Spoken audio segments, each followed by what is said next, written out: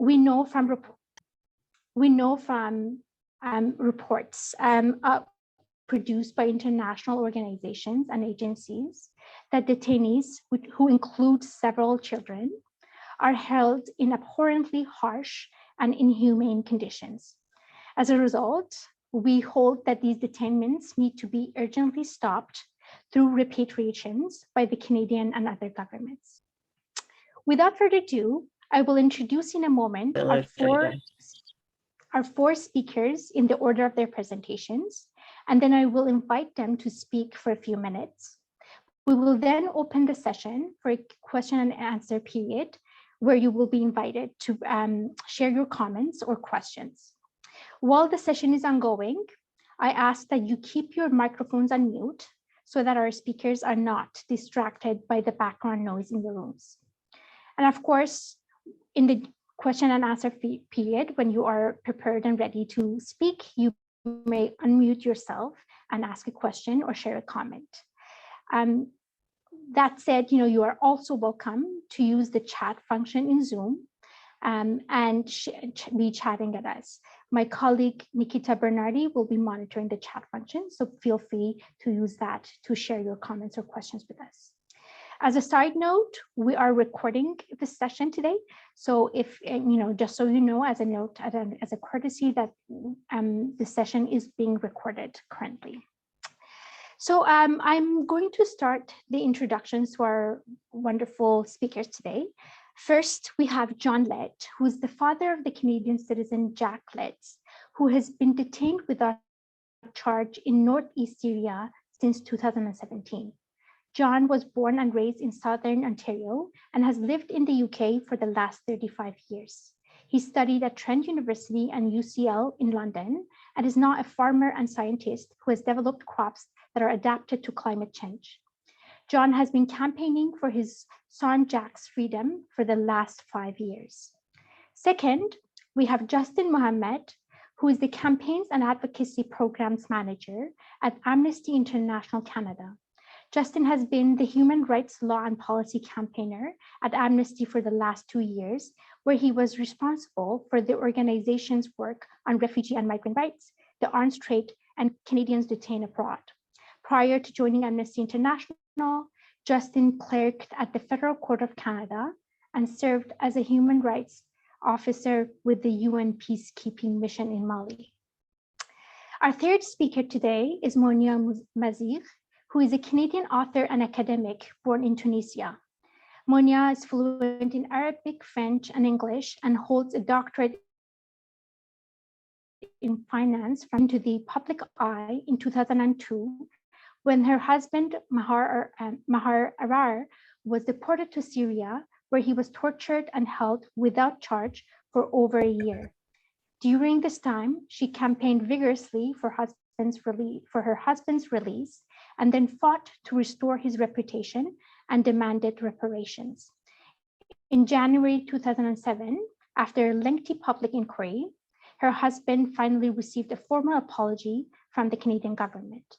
Monia is the author of the book, Hope and Despair, which documents her ordeal after her husband's arrest and how she campaigned to clear his name. This book was published in 2008 and was shortlisted for the Ottawa Book Award. Monia is an adjunct and research professor at Carleton University at the Department of English and Literature. She is currently working on a collection of essays about gendered Islamophobia. Last but not least, we have Tayab Ali, who is a leading solicitor advocate from UK law firm Bindmans. Tayab's practice encompasses criminal and civil public law in both the UK and international jurisdictions. Tayab is routinely retained by high-profile clients seeking to protect their reputation against false public and criminal allegations. Tayab has acted in many of the most high-profile and complex criminal trials over the past 2 decades. He has represented clients in the British Supreme Court, European Court of Human Rights, as well as at international political and legal institutions, including the United Nations, the International Criminal Court, and the African Commission of Human and People's Rights. Tayab has also made important contributions to public debates on counterterrorism legislation, the prosecution of international crimes, and the use of torture. He has provided evidence to British parliamentary select committees on behalf of his clients and advised a number of UK and foreign members of parliament, ministers, public political parties, and former governments. He's an internationally recognized and highly respected solicitor. Tayab represents the Letts family in the UK. Without further ado, I invite our first speaker, John, to take to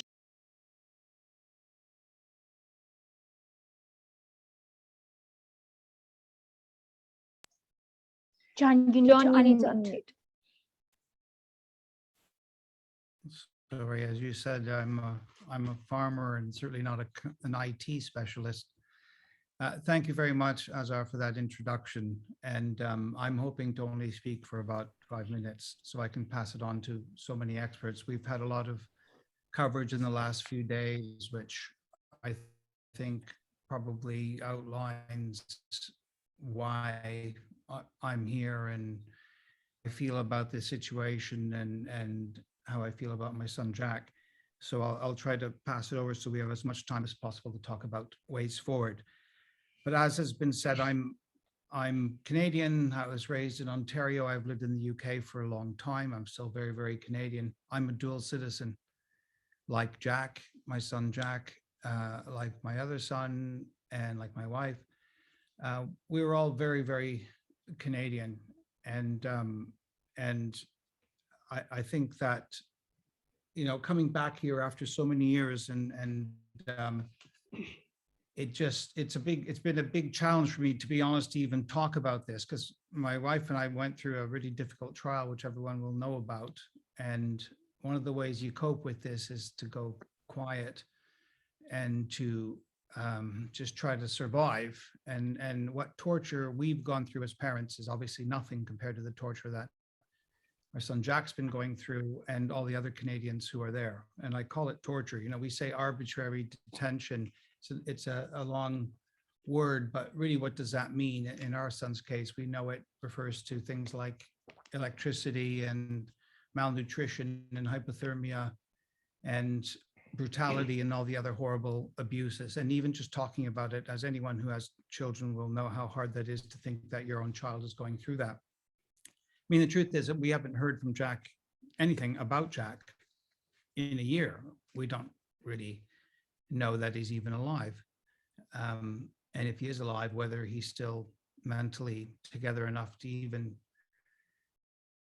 call me dad and mom. So we just don't hear anything because the Red Cross isn't being allowed in.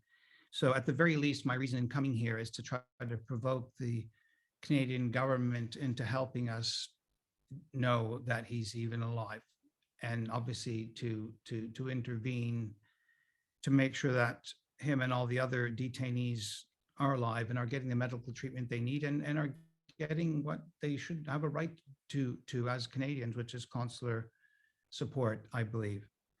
So, I mean, people have read a lot about our case. They've probably read about us in our trial. I mean, all I can say is that there was such an immense amount of misinformation that has appeared in the media about us and about Jack.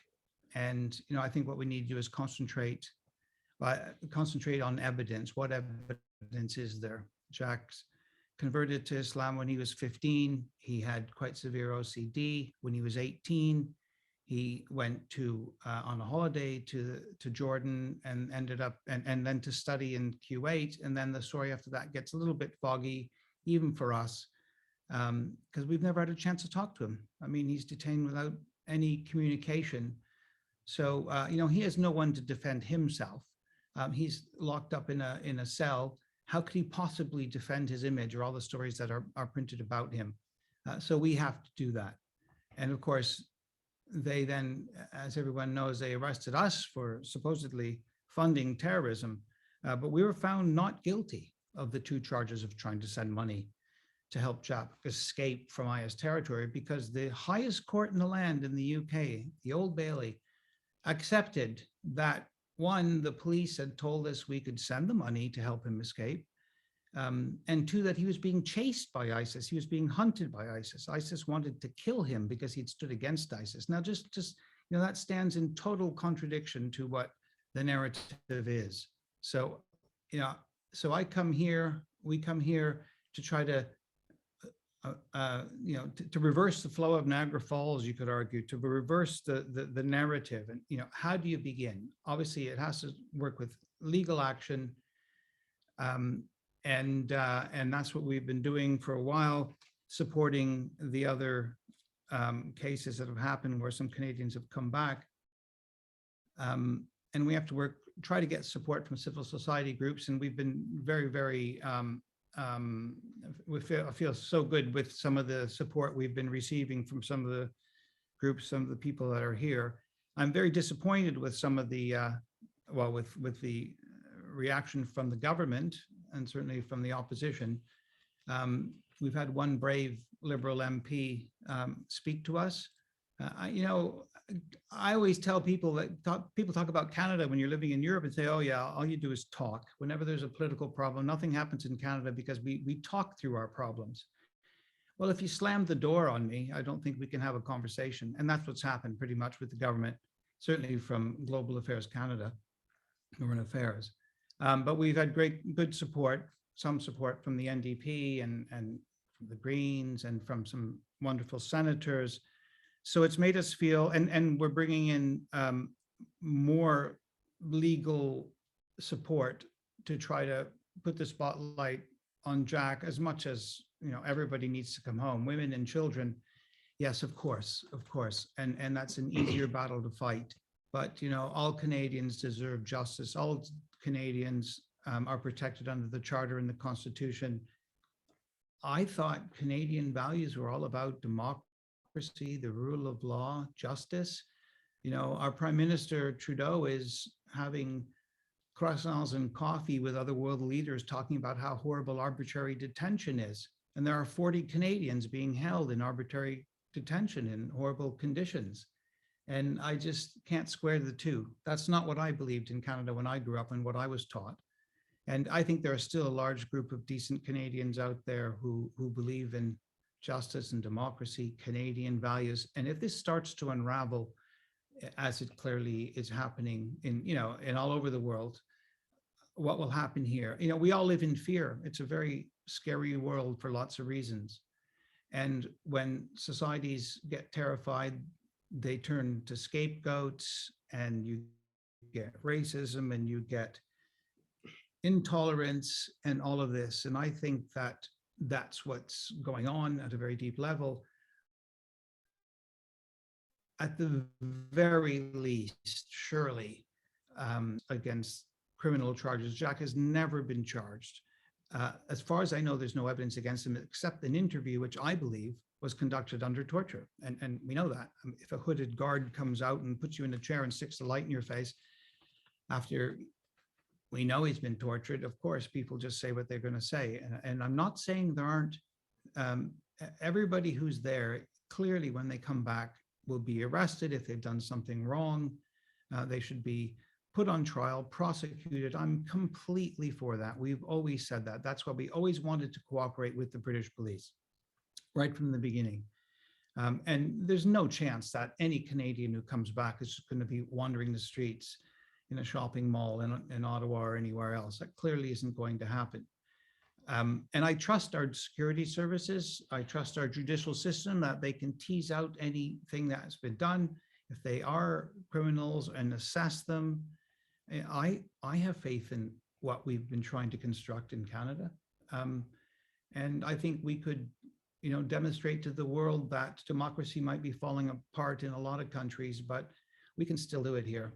And so I'm looking out the window here, never had such an amazing view of that Canadian flag. And it always meant something very deep to me. Living in the UK for all these years, it makes you even more hyper-Canadian than you are when you're here. And so I think it's time for Mr. Trudeau and other politicians to show some leadership in spite of the political challenges that they face, and to make a statement about what Canada stands for. And that means bring them all home, bring all the Canadians home. And I think we can do that in a way that guarantees Canadian security and safety and protects Canadian values. Because at the moment, there are Canadians in a concentration camp and in prisons being brutalized, and the Canadian government's washing its hands of it. And that's not something I'm proud of as a Canadian. That's too worked up to say anything more. Thank you very much for listening. Thank you, John. Thanks for sharing your personal experiences and thoughts. Justin, would you be able to take it away?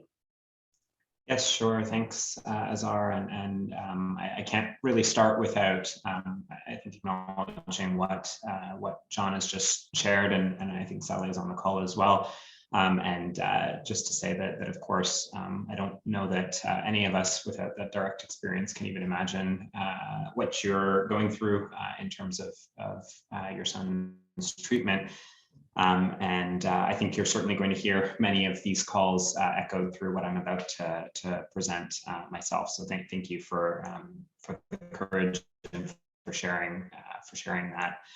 And thanks to the organizers for inviting Amnesty International to participate in this event. So as was indicated, my name is Justin Mohammed, and I'm the programs manager for campaigns and advocacy at Amnesty International Canada's English section.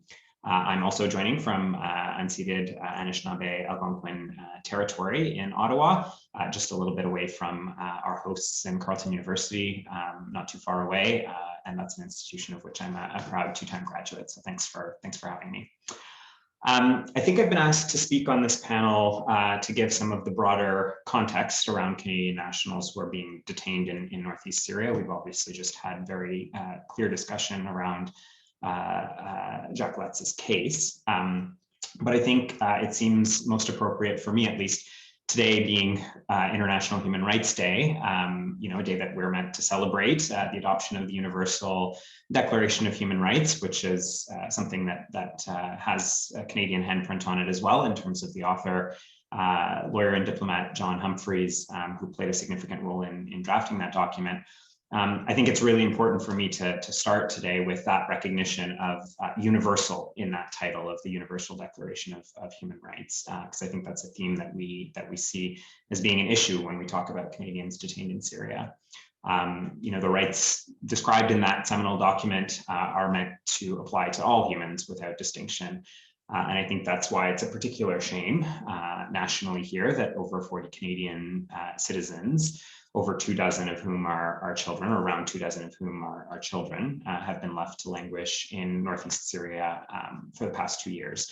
And that has been done with seeming indifference by the Canadian government about the impact on their citizens, quote unquote, universal human rights.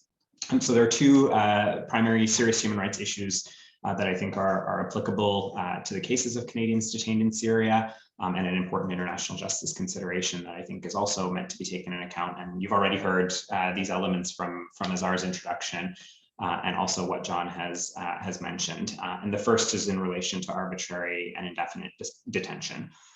So the Canadians who are being detained in Northeast Syria are not being held, I think, to public knowledge, pursuant to any kind of formal charges. They may be suspected of committing criminal offenses in some cases, remembering again that half of the folks that we're talking about here are children, but there aren't any formal charges that have been laid. So as such, their detention would be considered arbitrary under international law because it's not authorized by law. There's not a law that is authorizing their continued detention. And I would say that their detention is also indefinite in the extent that there's no clear timeline for their release. So not being held pursuant to any formal legal charges, but also no clarity in terms of how long those who are detaining these Canadian citizens intend to have them in detention. Somehow paradoxically, and John has mentioned this as well, the government of Canada has proclaimed interest in the issue of arbitrary detention, and that's through what is worded as the state-to-state arbitrary detention declaration. And as I'm sure that many of the people on this call are aware, most of the focus around this arbitrary detention declaration was on the cases of Michael Kovrig and Michael Spavor, who were being detained in China, but very little discussion in the context of championing this so-called Canadian human rights project around arbitrary detention. Very little focus or very little discussion around Canadians who are detained in North East Syria. And I think the first thing to notice about this declaration is how it's been framed, state to state arbitrary detention.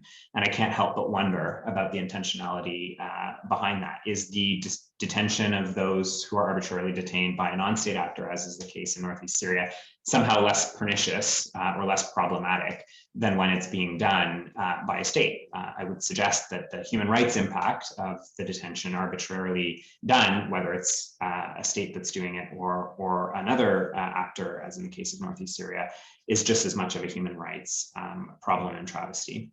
And this really points to a real credibility deficit on the part of Canada in this regard. How can Canada be claiming to stand up against this practice on the international stage and leading this international coalition when they're not doing something to end the arbitrary detention of Canadians who are detained in North East Syria?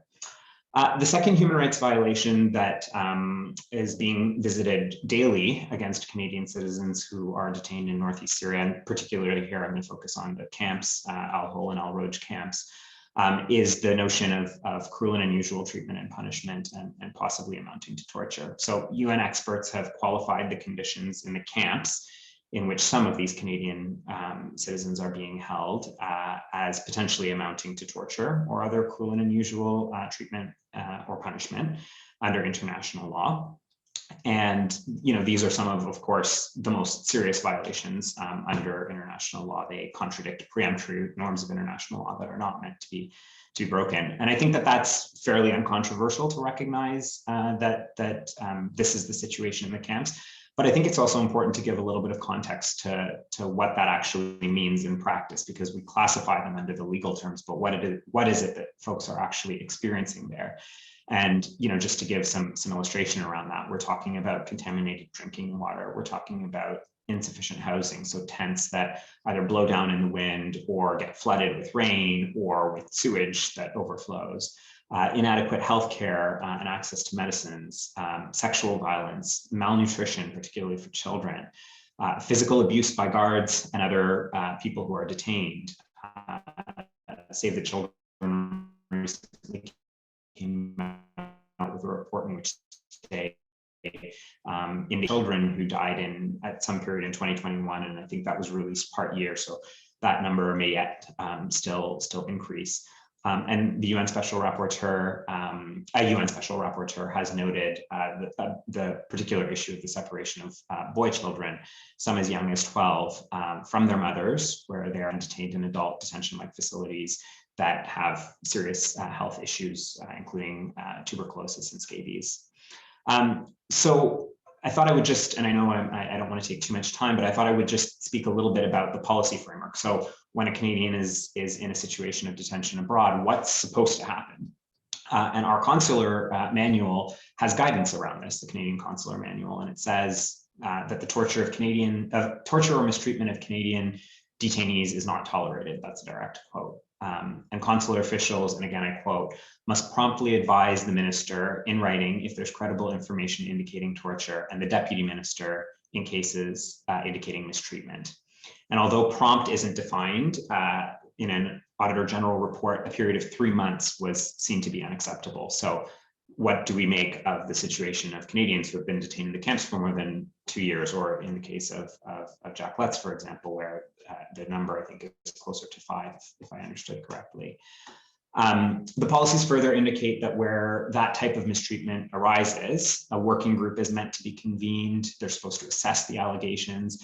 And Amnesty International has been informed that those allegations have been, that working group has been constituted but unfortunately, we don't know anything about the advice that this ad hoc working group has provided. We are waiting on access to information requests that have been submitted around this, and we'll continue to wait for information to be clarified more than a year after we've been making these requests of government to get clarity around how these cases are being treated. Aside from the policy gap with respect to the torture question, Canada's failure to intervene in this situation presents another credibility risk in this regard. So take, for example, the notion that Canada is pursuing the Assad regime for crimes of torture committed since 2001 before the International Court of Justice. And yet Canada is allowing citizens to be held in conditions that we've just talked about as potentially amounting to torture. So there's a real problem there as well. And I'll just close out my remarks because I know I've probably gone over time by now, speaking to the last point that I had indicated in my introduction, which was around international justice. And I think we heard this in John's remark as well, it's possible that some of those who have traveled to Syria to join ISIS were involved in committing crimes and even serious international crimes. And I don't think anybody, to my knowledge at least, has suggested that there shouldn't be justice for the victims of any of the horrible abuses that had been committed by ISIS. And international law recognizes this possibility, Canadian law recognizes this possibility, but we don't accept these ideas around guilt by association. We don't hold people as criminally responsible on the basis of their beliefs. And we certainly don't believe that people are can be guilty of something and need to then be proven innocent. We don't reverse that burden. So if there's any reason to believe that Canadians have been involved in those such crimes, I certainly echo the points made earlier that they should be presented in court and those judgments should be made accordingly. But we don't practice ostracization. We don't practice banishment. That's not how the rule of law is meant to operate, and we really need to see it resolved in the case of the Canadians who are currently detained in North East Syria. So I'll stop there, and thanks so much for your time. Thank you so much, Justin, for that very helpful context and the information and background. Thank you. Monia, will you be able to take it away? Yes, thank you. Thank you, Azar, for this event. Thank you for everyone who participated or for the organization of this event. And thank you for my fellow co-panelists as well. As it was mentioned from my previous colleague, I am coming to you as well from the unceded territory of the Algonquin and Anishinaabe. And I come here in total humility of being a guest on this land. So I hope that I will continue to be a good guest, and I continue to learn from the nature surrounding me and all the previous people who came to build this country. I am going to focus my remarks. I am going to try to make them brief.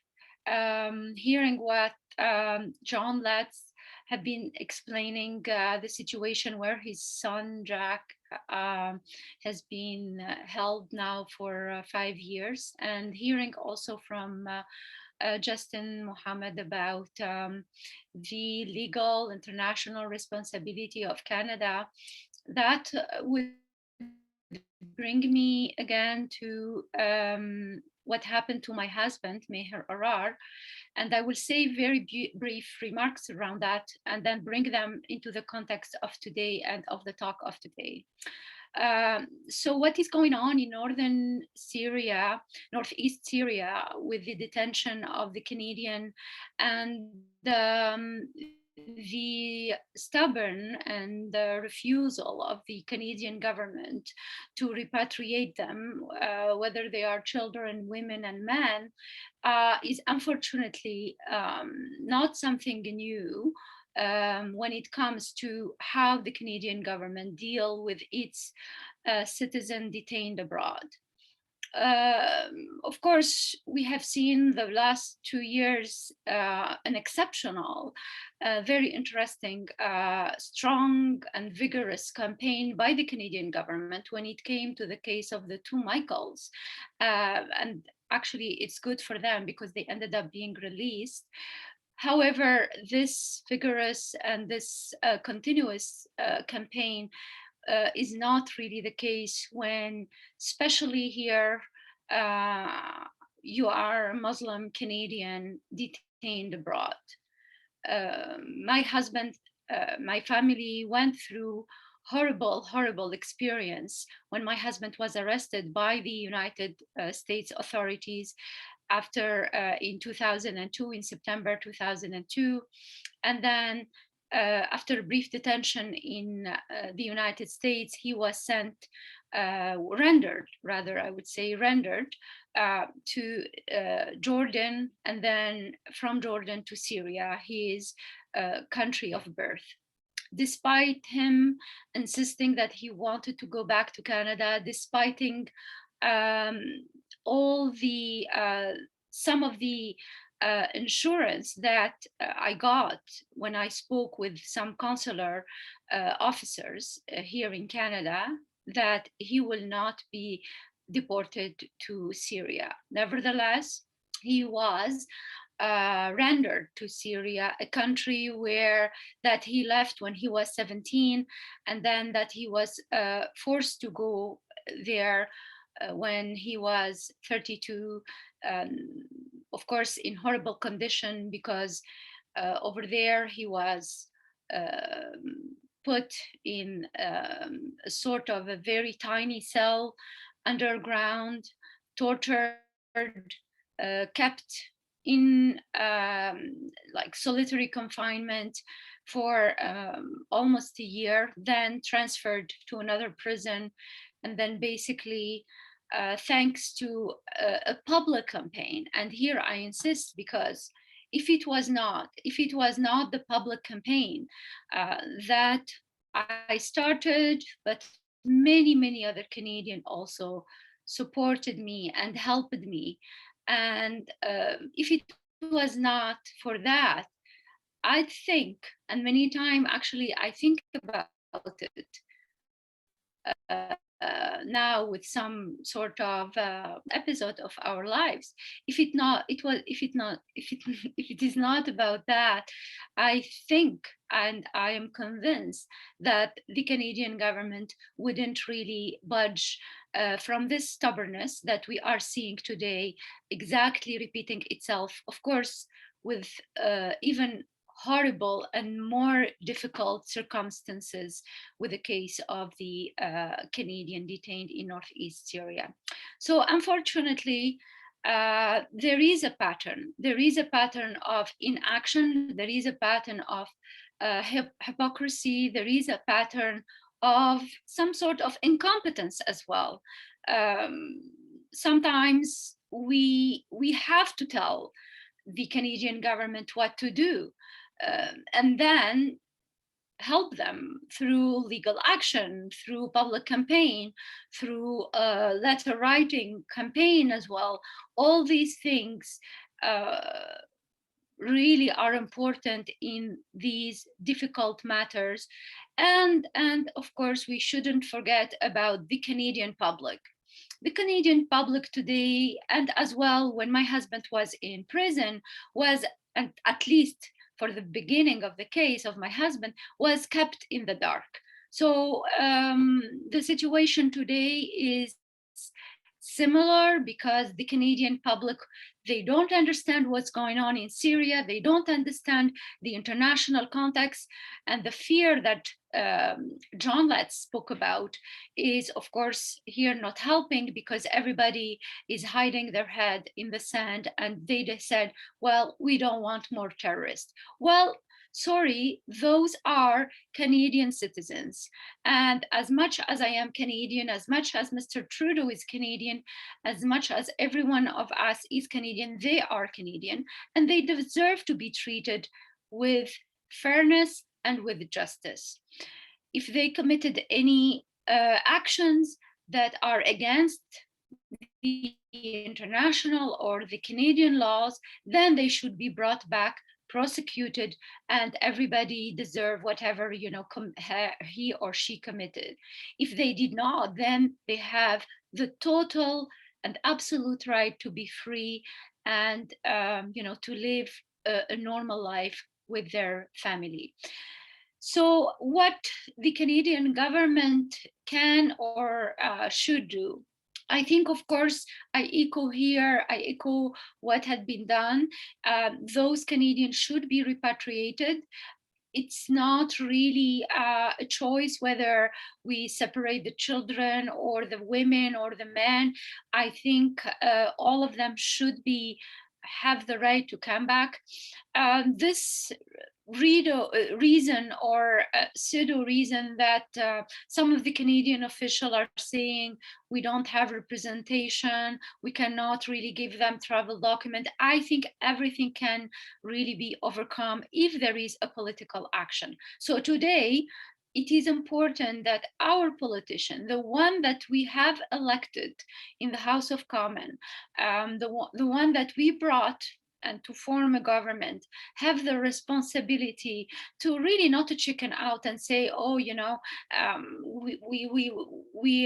this one do not deserve. How can you know if he or she deserve to be back or not, unless you bring them back, unless you put them in front of a court and see if there is any evidence incriminating them. So I think this pick and choose, this sort of I defend loudly some Canadian, whereas the other, because they went to Syria, because some of them allegedly committed or participated in, we don't know anything. So I think it's better for the good conscience of everyone to tell us, to inform us, and what is better than bring, you know, whatever evidence they have.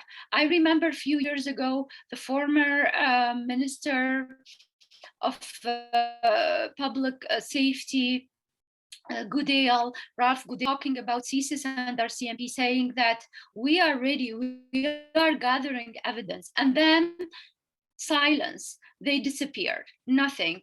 I think, I really hope that we are better than that. We are better than ostriches hiding our heads under the sand and pretending that those matters do not exist. Well, in a family, you have to deal with everyone. You have to deal with a nice one, and you have to deal with those who maybe are troublemaker or whatsoever.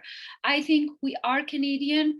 Remember what Justin Trudeau said during his campaign in 2015, trying at that time to oppose or to contrast what Stephen Harper was saying. And he said, a Canadian is a Canadian is a Canadian. So, well, these are Canadian. And I remind him that they deserve also to be treated in total fairness and justice. So the Canadian government, they have a duty. They should go, first of all, I think they should provide consular access to those who are there, so their family can speak to them, can hear from them, can know what happened. I was in the dark myself for many, many months. I didn't know. I had to learn and investigate on my own about how my husband was treated. And when I knew that he was tortured, I presented the evidence to the consular affairs, and there was denial all the way. There was all the time something that we should repeat here. I expect the government to learn it from its mistake. I expect the government to learn from Meher Arar case, from Abdullah al-Malki case, from Ahmed Abu al-Maati case, from the case of Nordin Muayyad, from the case of all these Canadians who were detained, arbitrarily detained. If we are here, it seems that they did not learn anything, and it is our duty to tell them. For the case of Meher Arar, there was a judicial inquiry by Justice Yakabuchi, who lasted also years, and then gave some guidelines to the government. So please let them go back to those report of this commission and learn either CSIS or CMP or the Foreign Affairs or Global Affairs Canada officials, how to deal with this situation, how we can protect the rights of these Canadian detained abroad without really confiscating their constitutional right, without confiscating their basic human rights. So it is today maybe an opportunity for everyone who is on this, listening to this panel, to take a moment, a brief moment from their busy schedule and write to their own MP, because those MP, they have really a responsibility to bring these matters to their leaders, to the government, and push them. As far as we don't have a public outcry, everybody is going to look away and pretend that this matter do not exist. So they did exist. There are children, there are women, there are men. Jack Letts is one of them, and it is crucial that all of us Canadian ask the government to do the right things to bring these Canadian detained abroad. Thank you very much. Thank you so much, Monia, for your very passionate and thoughtful comments. Much appreciated. So Tayab, it is finally your turn, and we're eager to hear. Well, thank you for inviting me to speak, and I'll try my best, which is going to be very difficult actually, to add value to the speakers that have already spoken. I'm really grateful to them. I'm going to start by saying something about Sally and John. I've been working with them for a hell of a long time, and I'm honoured that they have kept me as their lawyer, and I haven't seen strength like they have, and the determination and the motivation to fight for what is right. I know they're fighting for their son, but their fight's extended beyond their son to other people, and I'm honoured that I am sitting in a meeting where I can say that I represent both Sally and John, and I think it shouldn't be forgotten. And Monia knows this as well because of her own in real life. And all the law aside, let's not forget that this is about people and families and real lives.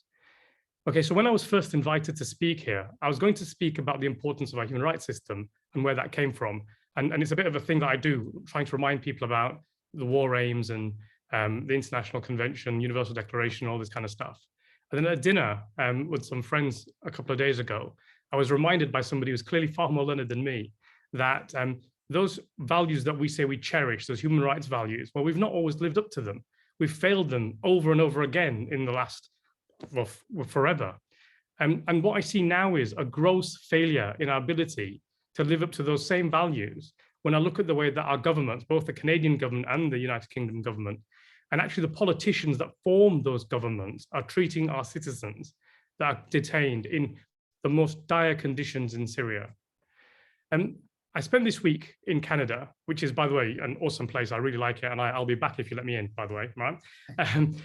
I've spent this week speaking to MPs, senators, journalists, and members of civil society. One group of people that are lacking were members of parliament from the government and Global Affairs Canada, or Foreign Affairs Canada. And, I know why they didn't want to meet us. And this part of what I'm going to say, I was just thinking about over the last couple of days. The reason they don't want to meet us is because they know they're wrong. What they're doing is indefensible. And governments have been wrong in the past. We've had Guantanamo Bay, we've had the Iraq War, we've had the way that governments and people have treated indigenous populations when they've taken that land or occupied that land. I can understand a government MP not wanting to face Sally and John and look them in the eyes and tell them a lie that they know that they're violating their son's rights, and actually they're going to do it. And for what? For political and personal gain. And it really is as simple as that. I will sit with any government MP and speak to them about this and look them in the eye, and I want them to tell me that what they think they're doing is right. Now, what I decided to talk about was something that developed over the week. I had a couple of observations, and this I felt was missing in the debate. And so rather than talking about human rights as such, I actually want to take a little bit of the other side's view on this and present some of my observations. My first observation is the very often propagated falsehood that abandoning Canadians in a foreign detention center where they are routinely mistreated and tortured and have no recourse to basic rights of fair trial or due process will keep Canadians safe in Canada. That's a lie. That is not true. And I'm going to go into that in a moment. The second observation, there are many observations, but I chose two that I thought were particularly important. The second observation is that letting Canadians detained in Syria return home will mean that they will be able to roam unhindered in the streets and carry out terrorist attacks. Again, this is not true. So why do I say that abandoning Canadians in Syria will in fact increase the national security risk to Canadians and not decrease it? Well, there's many reasons for this, but I'd like to touch on one. For the terrorist organizations to successfully recruit, they need to be able to persuade people that their natural home is not Canada, and that despite having been born and raised in Canada, they're not real Canadians at all, particularly if they're Muslims. In fact, they'll be told, your real families with us, fighting the great devil that is the West, that will abandon you in the first chance they get. Now, the recruiter will state unequivocally that ISIS or Al-Qaeda or whatever terrorist organization it is the real home for these citizens. They're first-class citizens if they join their organization. They're second-class citizens in Canada, in Britain, in Europe, in America. Now, there was a point in time when this was nothing more than propaganda from a terrorist organization. And the idea for a Muslim in Canada that they were as Canadian as maple syrup was obvious. The recruiter's propaganda was so easy to dismiss, but not so much now. Abandoning Canadians in Syria makes the recruiter's call true. Join my family because the family you thought you had doesn't want you. What a gift we are giving to the terrorist recruiter. Just because you hold Canadian citizenship, well, that doesn't make you Canadian. Join us because we will treat you like one of us. So we have betrayed our values and in fact strengthened the recruiter's ability to recruit. So the second part of the argument, well, that's okay, right? Let them recruit. We'll identify all the bad eggs and they can go and join the terrorist organizations because they can have as many members as they like. As long as they're not in Canada, they can't do any harm to us, right? Completely wrong. This view is extraordinarily short-term and the poorest form of public safety strategic planning. Do you really think that all the detainees in Syria are being watched by the Canadian authorities all of the time? I assure you they're not. Do you think that just because we've abandoned them, they will remain in prison for the rest of their days? Yeah, well, some of them might die, but I assure you, a lot of them will be released by the local detention centers at some point. Abandoning your citizens in a foreign country, such as northern Syria, means that you're closing your eyes to what you say is the risk. You're closing your eyes to where they go and what they do next. This is dangerous because at some point in time, they will be released. And then what will happen? Well, I have an example from a case of mine as to what could happen. So I represented a client in the UK, and just to demonstrate how big a national security risk abandonment or citizen stripping, which we have in the United Kingdom, is, I dealt with a case where the UK revoked the citizenship of a person who ended up being my client that they considered to be an absolute threat to the national security. And no, that was that. Citizenship stripped, blocked from the country, job done, the UK safe. Hurrah, said the Home Secretary. Time for a party in Downing Street, said Boris. Lockdown permitting, of course. Well, that was not the case. That individual was no longer being watched by the United Kingdom security services. He didn't know himself that his citizenship had been stripped. So when he was released, he took his passport, which he still had, he got on a plane and he landed in an airport in the UK. Nobody noticed. This person who was assessed as a direct threat to national security just went home. He first discovered his citizenship had been revoked when he collected his mail from home. And when he read what had happened in a letter from the Home Office, he did feel an absolute red mist surge of unrelenting anger at what he'd been accused of and what the British government had done to him. So what did this national security threat do next? Well, he looked up lawyers on the internet and phoned me. I'm so angry, he said. They took away my citizenship. They're saying I'm not British. I want to sue. And the Home Secretary, and that's what we did. Now, there's lessons to be learned from that. Number one, abandonment means taking your eyes off the potential threat. If you think that threat is real, you're going to be taking your eyes off it by abandoning these people. Number two, abandonment means not controlling or processing the threat. Three, you let it fester. If you think that person's a threat to you now, you leave them in those horrid, torrid conditions and let them be tortured. They will hold you responsible for that. You are increasing the risk in that individual. Number four, the dangers of removing due process. This is really so important and so obvious. The dangers of removing due process in these cases means that assessments are guesswork at best.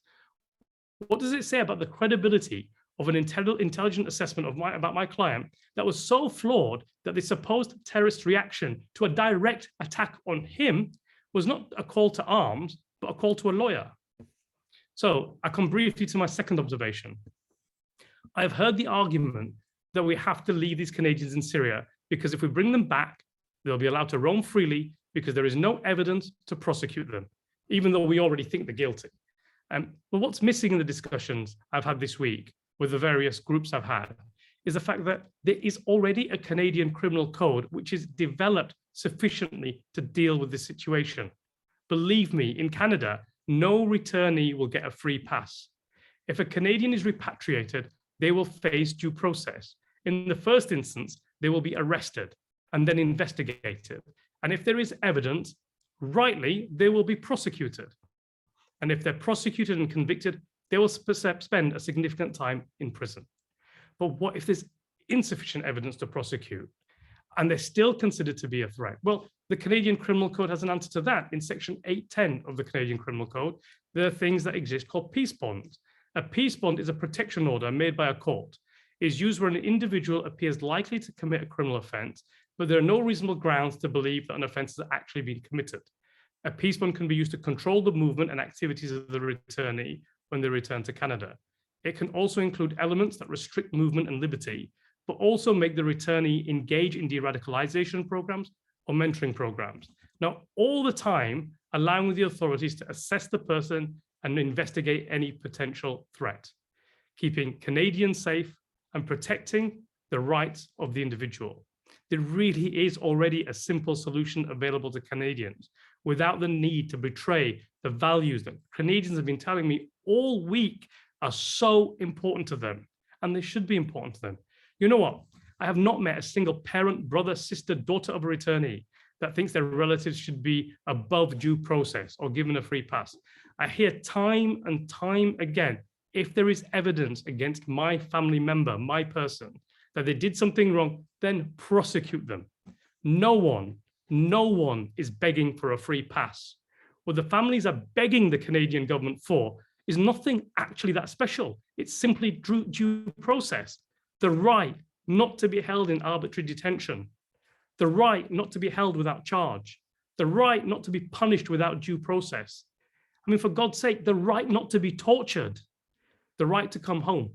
These are basic rights that you all want for yourselves. Every politician that has blocked a meeting with Sally and John this week wants these rights for themselves. Well, they should want them for every Canadian, and in fact, for all people, whoever and wherever they are. Thank you. Thank you so much, Tayab, for those really, really insightful comments and the context, and making really key connections between the chances of radicalism in the conditions of abandonment. We're at the stage of the session where we are very happy to open for a question and answer period. You may unmute and ask your questions or send them to us through the chat function. And I believe Nikita will be monitoring the chat. Okay, Nikita, would you like to start us off with the question that you've received? Yes, I will. Can everyone hear me all right? Yes. So we've received a question from Philomene Franson. She says, thank you all for organizing this webinar. She's attending from France. I'm not sure if this is a question we can address in this forum, but given the circumstances eloquently presented by John on the erroneous narratives widely circulated, all arguably aiming to influence public opinion, to uncritically approach this human rights issue, the only question on my mind is, how do we, as members of civil society, human rights activists, effectively advocate for the release and repatriation of men and boys? It's hard enough to gather support around the repatriation of children and their mothers, but the bias and stigma around the alleged role of men in Syria is such that it is incredibly difficult to navigate advocacy in this regard without hitting a wall. I understand the need to emphasize the violation of human rights and hold governments accountable to their international obligations, but concretely speaking, how do we gather support and raise awareness and open the discussion to make space for other narratives so as to foster mobilization from civil society? I will copy the text of the question, as I know it was quite long, into the chat for you all to see. Thank you so much, Nikita, and thanks for that question. Does any of our speakers would like to take up that question? Monia. Yes, I will jump into that. Well, yes, it is a difficult task. Absolutely. I have no doubt that it is difficult for women and children to convince a public opinion that is reluctant to hear anything that has to do with Syria, with ISIS, with whoever went over there to join or to fight or to help or just go simply travel. I think, and I would love here, call me naive or idealistic, but I'm still convinced that it is a matter of public campaigning. It is a matter, many issues were unpopular years ago, and today they are accepted. Why? Because civil organization, whether, people are going to understand that this is not, we are not being here pro whoever, terrorism, or we are not here advocating, but we are here coming from a human rights point of view. So I think, and a matter of fairness and justice to everyone.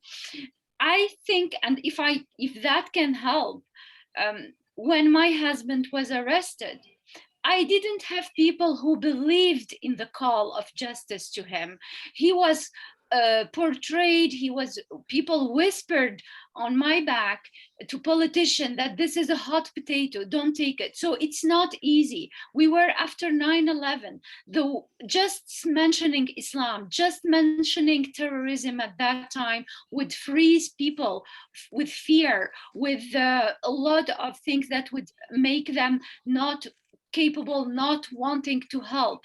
Nevertheless, I think very slowly things start to move, and you need to humanize these people. These people are being portrayed as monsters in the media. I think bring them back their humanity. After all, we have children, we have women, and yes, men. And by the way, this is a very orientalistic, very misogynistic, very also Islamophobic kind of portrayal. Oh, if you are a man, then necessarily you are violent. If you are Muslim, then you are. So I think this also is part of this narrative.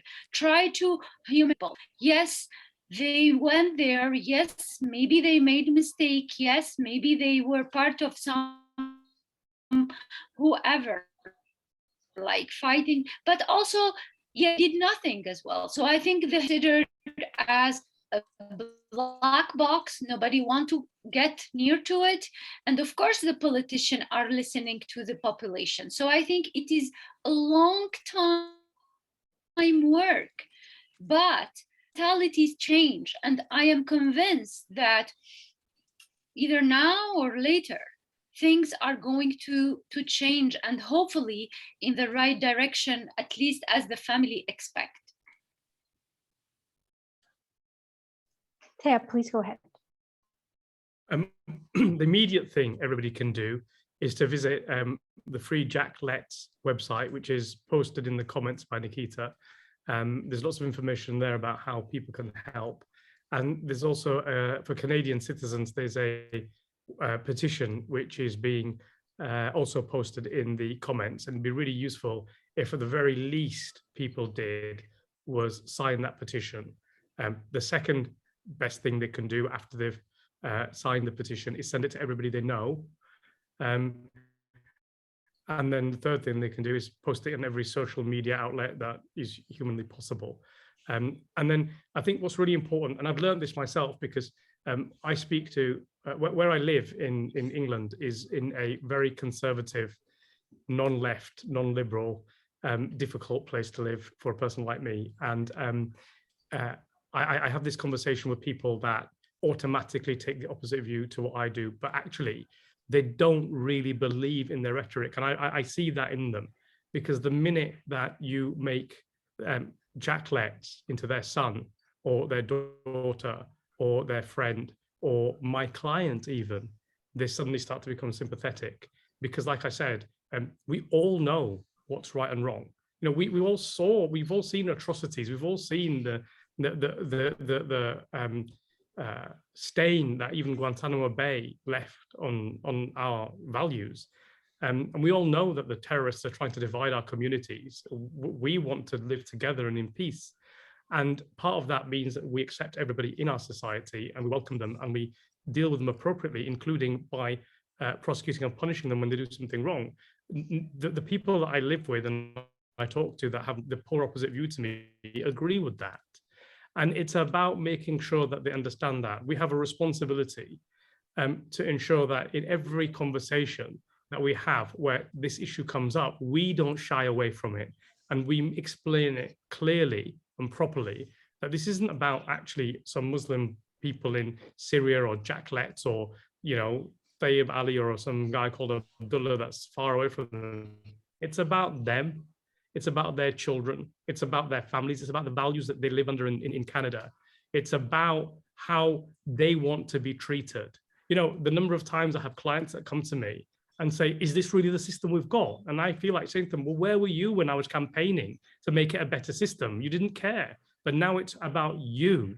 It's really important. And I think we need to bring it home to people that when we're abandoning Jack Letts in Syria, we're potentially abandoning all of our children. And I think that conversation, it's our responsibility to make sure we have it and speak about it loudly and not be frightened into silence. Yeah, well, we have it. Can I say something? Yeah. I just want, first, merci Philomène pour une très bonne question. I think you said they were in France.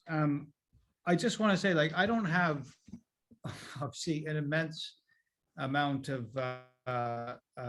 warm feeling for the political structure very much at the moment, but I know, we all know, there are MPs in the Conservative Party, in the Liberal Party, in the Bloc Québécois, certainly in the NDP, who really believe in these issues. So as easy as it is to give up entirely in the face of this brick wall that we keep slamming our head into, I know there are people inside who do believe in fundamental values, who are going to be very receptive to what we're talking about.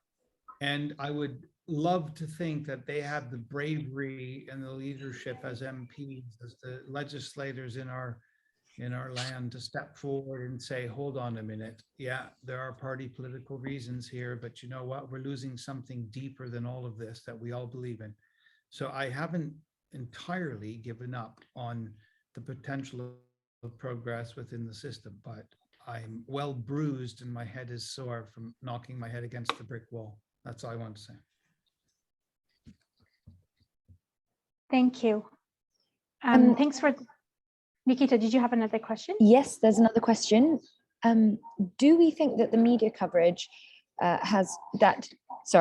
we think that media coverage has put our human rights argument on the back burner by allowing public opinion to serve as judge and jury? Thank you for that question. Does anyone would like to take it up?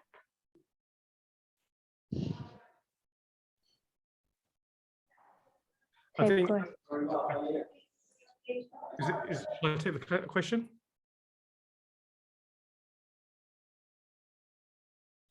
So the question is whether you think the media is putting the question of human rights on the back burner and sort of appealing to the public opinion and sort of sentimentalism around these issues. We've met some very, very good journalists this week, actually, who've expressed sympathy for the situation that Jack's in. And I think, it's really interesting, this question, because I'm going to relate it to the case I've got. I'm absolutely representing journalists who are targeted for highlighting human rights violations and bringing complaints to the International Criminal Court with regards to that. And I think that kind of demonstrates my view of journalists are those journalists that are doing that despite even their own sacrificing potentially their own personal safety to do that. That's really important. I really wish all journalists thought like that their job is to hold government to account where it fails. Their job is to explain to the public that the government is failing, that the government is violating fundamental rights.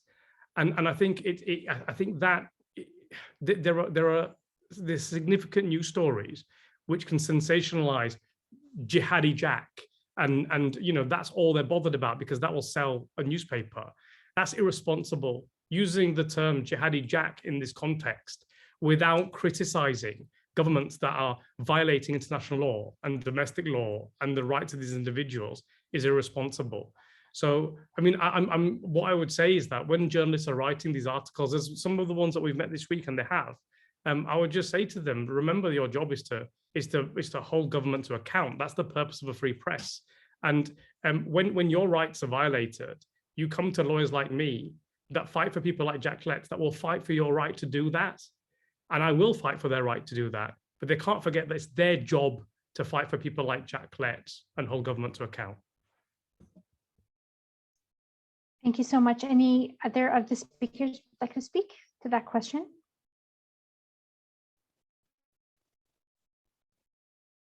Nikita, do we have any other questions from our audience? Yes, I believe some people wanted to make questions directly. So you can unmute yourself. And if anyone is speaking, you may also use the raise your hand function on Zoom so that I can keep, thank you so much, so that I can keep track of who's speaking. Philomene, please go ahead. Yes, hi everyone, and good evening. Thank you very much to all of you who have provided elements of answers, and I apologize for the long question. I guess what I meant really is just that, I mean, I obviously come from a point of view where I mean, there is no question about the need to emphasize defending human rights. I guess my concern is just, I think we're facing, I mean, this issue is so critical at the moment that whichever country is concerned, unfortunately, what we call the public opinion, and I say whatever that means because I think we have a tendency to see it as a kind of opinion that cannot evolve, which I think is really wrong. But the tendency of that public opinion is to actually, say that human rights are not for these people, And so my question is, how do we make sure that this public opinion is better informed? And how can we perhaps mobilize actors beyond those politicians who are supposed to be incarnating and make sure that those human rights, how do we mobilize other people? How do we open the narrative? How do we raise awareness among civil society actors so that there is a form of pressure on those politicians? I guess that's what I was trying to say. And perhaps it's a bit of a clumsy question, but if I may just conclude with that, I think some lawyers in France, for example, because that's the case I'm most familiar with, have managed to gather some support from different actors within the civil society And I think we see here a good example of how this public opinion is not a stone that does not change, you know, it's people are getting more informed and things are moving forward. And does that exist yet in Canada? Do you see support from other actors towards this question? Sorry for taking up so. Thank you so much for that question, Philomene.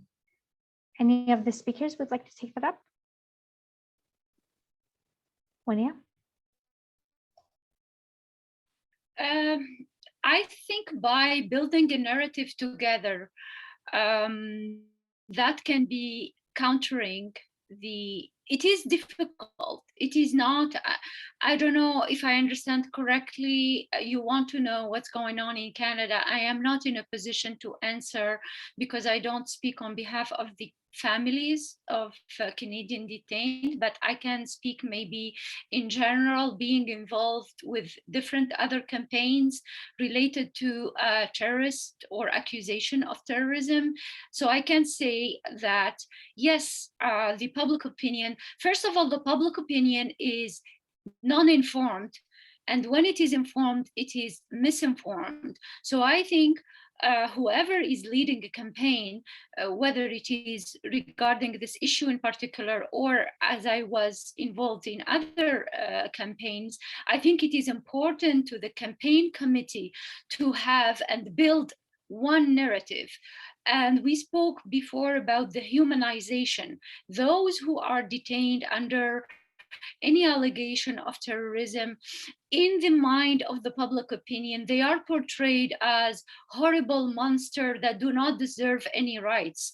In a nutshell, of course, I'm talking here and making it a little bit as a caricature, but it is true. It is basically the case. So what the counter narrative should be is that those are human beings. They are as much as Canadian as we are, and no matter what crime they have done, if they have done any, they should be brought to court.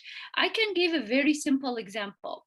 Here in Canada, we had from 2017 up to today, we have 3 horrible Islamophobic crime, to not mention that they are terrorist crime. Well, I mean, some of them have been even labeled by the government as terrorists. So we have, in every case, we have 3 men, Canadian, who were arrested and who were judged, actually brought into court.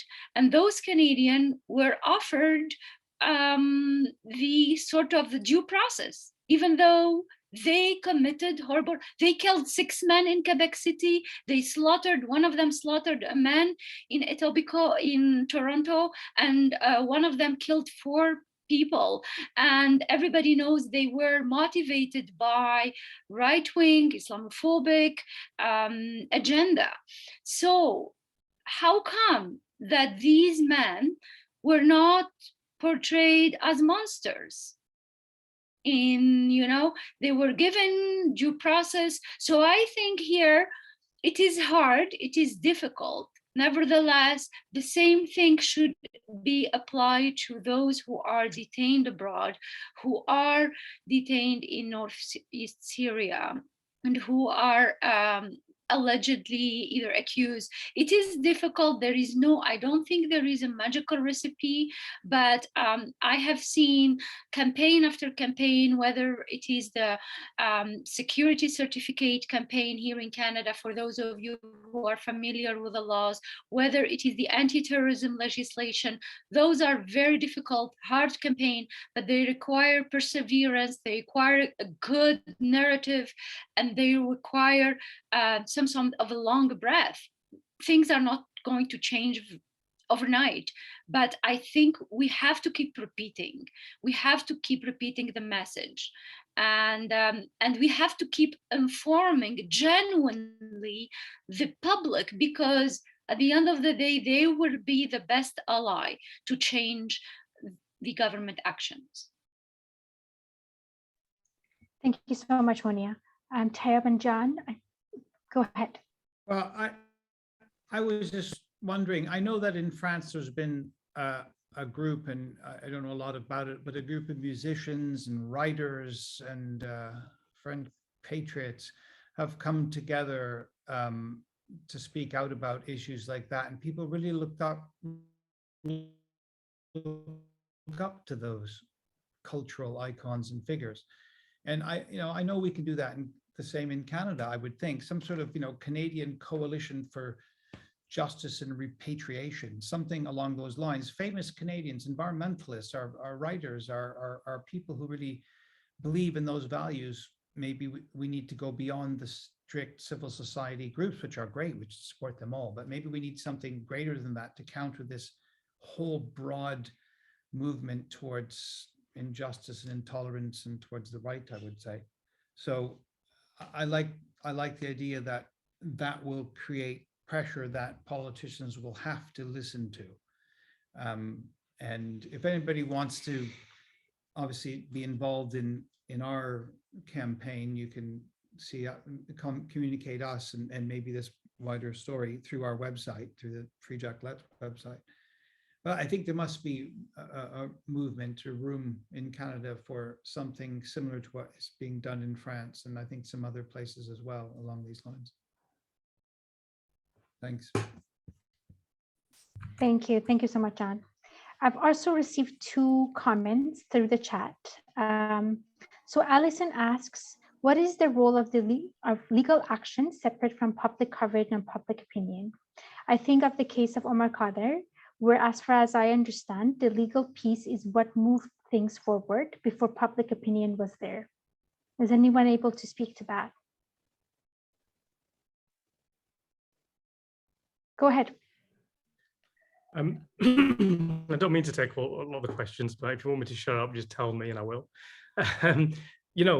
Choosing to do this type of law is really difficult. And if I wanted to be a successful lawyer, I'd do conveyancing, buying and selling houses, because I'd win every time. And this type of law, it's really difficult to win a case, because you're up against the state, you're up against judges that are often fearful of public opinion, making a mistake, a political backlash, sometimes even because they want not halt the progress in their career. And what I've learned over 20 years of litigating human rights cases across the world, actually, is that everybody's the same. Judges are more likely to do the right thing if the public supports them doing the right thing. And so I have had cases where on one year I was nowhere near going to win it. A really strong campaign meant that I won it. And we look at cases I've litigated in the UK, like Shamima Begum. The judges, I hope I don't get into trouble for this because I'm an officer of the court, made a mistake, an incorrect judgment. I don't really understand why they decided what they decided. I don't like what they did. I think they should have made a different decision. I think they blocked a young girl from coming back to the United Kingdom in a situation where they knew she potentially will end up dead or worse. And I think they kind of, without naming them, but you can look at the judgment if you want to know who they are really, if I meet them, I'll say to them that I don't understand where the concept of justice disappeared to in that judgment. Saying that openly and publicly is important, because you can bet your bottom dollar that the other side is saying the same thing to them, which is, how can you possibly let this person free? They're a danger. They say in the newspapers, judges in the United Kingdom have been on the front page of the newspapers and termed the enemy of the state when they made a decision that popularist right-wing movements don't like.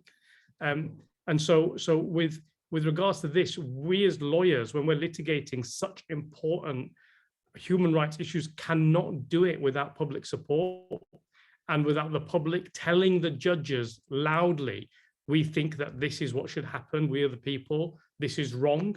And I think that the more we have campaigns working with lawyers doing this, the better it is. That, of course, ultimately, really good lawyers that we've hired in Canada to help with the Jacquelette's case we're working really hard and pushing the narrative or pushing the legal case. And we hope that the federal court, where this case is currently being litigated for Jack and a number of other people, will actually do justice for them. I think that justice will come more readily with the public supporting that campaign and the idea. So my view is that the public campaign and the legal action are actually come hand in hand and part of the same. Thank you so much, Tayab. You're very well placed to speak to questions of legal action, so please do not feel self-conscious. Munia, please go ahead. As regarding the case of Omar Kader, who was 15 years old when he was arrested in Guantanamo, in Afghanistan, and then allegedly accused of killing a paramedic over there, and then sent to Guantanamo and spent more than 10 years over there. And if we take the case of Omar Kader, for example, the media was not sympathetic at all to his case. His family, more particularly his mother and sister, came back from Afghanistan to Canada and had this sort of an iconic TV interview where they were wearing a niqab and they were almost insulting Canada and the Canadians. And of course, I mean, everybody hated that sort of a story. Omar Kader, despite being a child in Guantanamo, despite really Canada talking overseas about the right of the children who are the soldiers, the child soldiers overseas, still did not consider Omar Kader as a child soldier, still did not really, not only did not do anything, but actually prevented. They sent CSIS officers, they sent foreign affairs officials in Guantanamo to basically almost keep him there. And if it was not Hillary Clinton who was pushing for Canada to take him back, maybe he would have been still there. But I agree that it was actually a parallel track. It was a public campaign conducted by his lawyer, by a group of professors, of lawyers, of justice activist organization, and then the legal battle, to have a Supreme Court of Canada say that his rights were violated was a big some sort of counter attack to the narrative of the government. So I think both tracks, legal on one hand, but definitely the public campaign in the case of Omar Kader worked very well to overcome this demonization of and the character assassination of the person, and his association to his family, to his mom, to his father. So as if, you have no persona, as if you are, you cannot be a person who deserves justice because of your family. So I think, yes, it took a long time. Omar Kader received an apology when he was almost 30, and then he was arrested when he was 15 years. This is a whole life.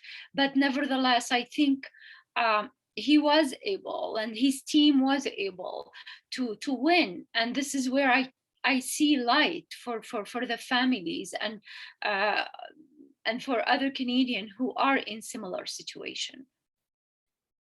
I know Justin wants to answer the question, so there's another question that's come through specifically about amnesty, so I'll let him answer both at the same time. And the question is, how can Amnesty be part of this campaign? What are they doing? I know they are involved in other human rights campaigns. So over to you, Justin. Yeah, thanks for this question, and maybe just starting with the piece around legal action. I think that this is critical, and I guess always want us to be suspicious of lawyers who say that legal action is something that, that holds the answer. There's a saying about hammers and nails that I'm sure is applicable in this type of circumstance. But I think there's actually maybe an evidentiary basis for the claim here, right? I think that in the case of Canadians detained in Syria, we have an example, where legal action in many ways has actually been the only thing that's demonstrated some actual progress. It was under the threat of litigation that an orphan child was first repatriated to Canada from North East Syria. And it was also under the threat of litigation that somebody who was able to leave the camp in North East Syria was finally given papers to return to Canada, despite the fact that the government of Canada had said and continues to say that if Canadians are able to make their way out of Syria because of all of the issues around providing consular protection in that country, if they're able to make it to some other place, that the government of Canada will be more than happy to afford them all of the consular services that could be expected of a Canadian who's stranded abroad. So I do think that concept of litigation is going to be important to the resolution of this case, and it also shouldn't be separated from questions of public opinion. I think, as Tayab has sort of really well articulated. In terms of Amnesty International's role around this, I think given the number of Canadian citizens who are in detention abroad, that there's always, I think we're looking for opportunities to be able to do more about this. I know that Amnesty at least has provided, alongside civil society organizations, just over, if I have my dates correctly, a year ago, a letter to the government, which has now been made public, about the concerns of Canadians detained in North East Syria. That was alongside a number of other civil society organizations that were able to sign on to that as well. And there have been studies in the Parliament of Canada where we've also testified on this issue in front of parliamentarians to remind them of their role and to try to get this issue before Canadian parliamentarians. One of the outcomes of that advocacy, it should be noted, was a report from the Foreign Affairs Committee, and I would encourage everyone to look at what has been determined in that report, partially on the basis of course, the evidence that Amnesty and other human rights organizations provided. But I think that there is a real government advocacy element to this that we're hoping to support. And it shouldn't be forgotten, as I come back to the point on the legal piece, that Amnesty also here in Canada and in other countries around the world is also from time to time able to intervene and support legal cases. So this is one that, of course, we're watching. We know that this is an ongoing piece of litigation that's come forward, but I think if there is an international perspective, an international human rights perspective that Amnesty International is able to provide in this regard, that's certainly an avenue that could be open for Amnesty to do more on this case as well. Thanks for the question. Thank you so much, Justin. I have another question from Julie. Julie asks, what outcome can be hoped for with the upcoming trial against the Canadian government brought by lawyer Lawrence Greenspan? Is anyone able to speak to that?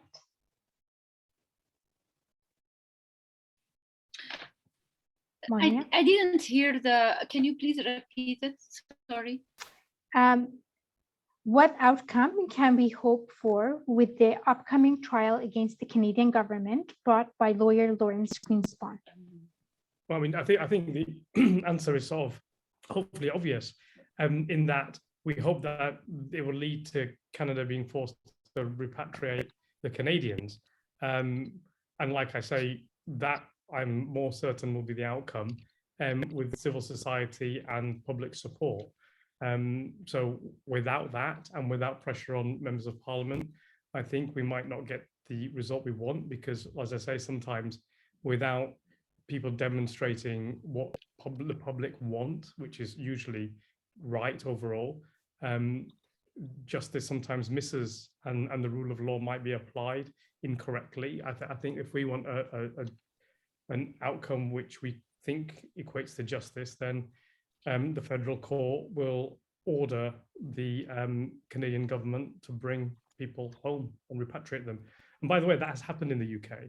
We have had cases where the courts have ordered the Foreign Office to bring people back and repatriate them. So if that's happened in my jurisdiction, I don't see why it can't happen here. Thank you so much. Anyone else would like to speak to this? Right, Nikita, do we have any other questions? I think that's all the questions that have come through. Okay, I would like to ask a question if that's all right with everyone.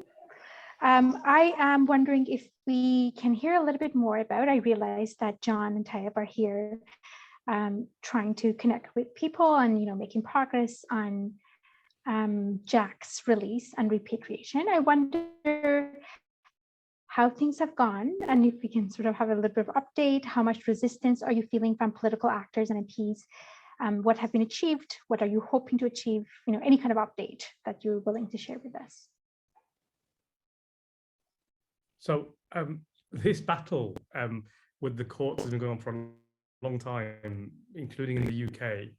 And I think what happened, this nonsense that the consul, that GAC is spouting, and it is nonsense, by the way, it's a lie. It's a lie that they don't have consular services or the ability to provide consular services in Rojava, in that region. It's a lie. I know it's a lie because that's what the British government said first.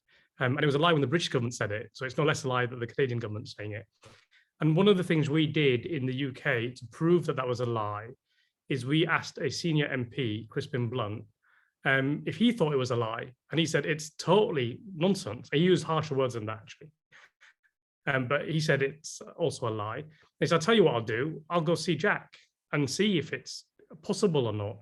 So he did. He went, he got on a flight and he traveled to Iraq and went through Erbil and went to the detention center and literally knocked on the prison door and said, I'm here. I need to see Jack Letts. And he sat and had a meeting with Jack. And then he came back to the United Kingdom and he wrote a report, which we have, which said, I told you it was a lie. It's a lie. I went there myself. I was safe. I went with a group of other MPs. I wasn't at any risk. The Kurds were perfectly welcoming. They let me see Jack. I felt safe. In fact, I'll even act as your consul official if you want in the future. I'll go get him for you if you want. We presented that report. I know I'm being flippant about it. I'm being flippant about it because I don't have very much time for liars, and the British government is lying about this. So we presented that report to the Foreign Office in the UK, and we said, look, your position is not tenable. It's not true. You have agents in the region. You have soldiers in the region. You're helping train the Kurds. We have civilian MPs that have gone to the region and met with Jack in the time you said it was impossible to do. Of course, technically, you can make a case that it's so unsafe. I mean, technically, it's unsafe for me to come to Canada at the moment during COVID, but I'm here. So I could have said, oh, sorry, John and Sally, I can't come and do this conference for you in Canada. It's not safe. Yeah. And nobody would have blamed me, but it would have been a lie because I'm here. And it's the same in northern Syria. And what the Foreign Office did in response to our letter before claim, which was to initiate litigation, is they revoked Jack's citizenship. And they did that because they wanted to block his ability to sue the Foreign Office in the UK. And I'll say that again, they did it as a device to block Jack's ability to sue and be repatriated to the UK. And they said, oh yeah, you know, we don't have to talk to you about consular assistance anymore because he's not British, he's Canadian, not our problem, close our eyes. And let's go have another party that's also illegal in COVID rules. That bit, I'm saying for jest. I don't think they really did that. Anyway, so what then happened is that there is litigation in Canada for Jack, and we are talking to lawyers and we are pursuing it. And it's a claim, not only that there is an ability to provide consular assistance to Jack. I will say this now. I'm sure, John, you allow me to say this. We have a strategy in place, and I'm quite happy to make it public, actually. Jack has been subject to torture and not just torture by way of his circumstances. He has said in terms to Sally and John, they have used electrocution on me, right? They have put me in a box. He has said to Canadian Global Affairs that I can't talk about what's happening to me in a conversation with them, with an official, a public official. I can't tell you what's happening to me because I am worried about what will happen to me. And he told a journalist as well that he was being tortured. So one of the questions about the policy framework is that I think the government in Canada is applying the policy framework incorrectly. The correct policy framework is that the government has a duty to protect Jack from torture that he has faced and is currently facing. And we're hoping that that might form part of our litigation in the future. And I think what I'd say to people is that when we're in a position to make that clear, we will make that known publicly, I think. But at the moment, we have, I think, really strong grounds to attack the position that the government in Canada have taken with regards to Jack, because I think they are failing on a number of levels. And I think that's all I should really say about it at the moment. Other than that, I'm very hopeful that our legal case is strong and will get stronger. Can I?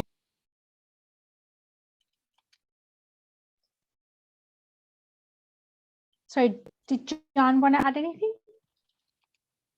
No. You're on mute.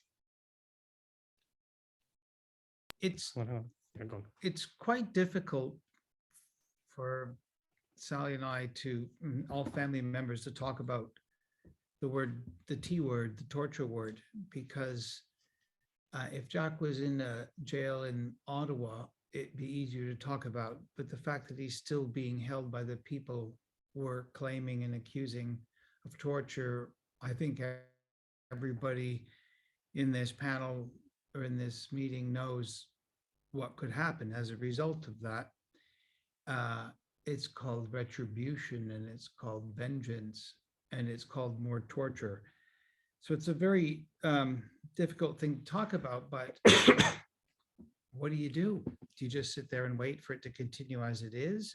So it's not been an easy thing for us to talk about. Now, I'm well aware that the Kurds bore the brunt of the fighting against ISIS, and they've had an incredibly difficult time. Everybody knows that. No friends with the mountains. But I think if they're going to lead a democratic movement in the Middle East, I think that they can't be stepping on human rights in order to achieve that. So I'm very sympathetic to the difficulties they have. They have no money, getting some money from the British to set up a new prison, et cetera, et cetera. And I think the Kurds are quite divided. But so I'm sympathetic to it, to that situation, but I have to speak out and live in hope that what we're saying doesn't have repercussions. And also, just to answer specifically the question, we've had a very frosty reception from the government and the Conservative Party. But if I can say it publicly, the warmth of the response we've had from Elizabeth May's office, the Greens, and the NDP side has been, incredibly wonderful. And from civil society groups, sorry, I meant that, this mere panel we're having. So that just gives me hope in feeling that there is still progress, but you couldn't have a greater contrast in the two. So, and it's not going to stop us. This is the launch board. This is our springboard for taking things further. And I'll publicly say, to have someone like Tayab working for us, and Nikita, who's been wonderful in coming over. We're parents, we're distraught parents who are still trying to deal with this and went through a really difficult trial, and that obviously completely knocked us back. And, no money, they just took our house, everything. It's been very, very difficult. So to have people like everyone who's on this panel, all of you who I feel the support and sympathy, and the people who are helping us, is just a wonderful thing. I mean, I wish I would have been in this position, 3.5 years ago. And if we need to do more legal work beyond what we're doing, we're going to do that. And every penny that Sally and I make, and every moment we have, we'll try to spend on this. So I suppose I'm kind of, we're winding down perhaps. So I'm just grateful for everybody to have come to this panel and all the support that we've had. And I'm just really, really grateful. Thanks. Thank you so much for those updates and information, for sharing. Any other last comments or questions from the audience? Nikita, is there anything on your end? No, I think that's all. I'll just post the petition again because I think it will have been lost in all the chat. And just to say, on the Free Jack Let's website, we also have a whole section on how people can help and how to write to their MP and other things like that. So I will post both of those links now. Thank you so much, Nikita. It's absolutely, like, I guess the takeaway has been that public opinion does matter and it is important, and there are things that we can do as the public to really support the release and repatriation and the end to these really unlawful and brutal tensions. If there are no more questions or comments, I think I would like to really thank everyone for coming and joining us this afternoon for this really difficult but important conversation, and my really warm, heartfelt thanks to our speakers for sharing your thoughts and your comments and your thoughtfulness with us this afternoon. John, Munia, Justin, and Tayab, it's been really wonderful to hear from you. Thank you for being with us here. And on that note, I will say goodbye to everyone. It was really wonderful, and thank you for joining us today. Thank you also, Azar, for hosting. We really appreciate it. Oh, my pleasure.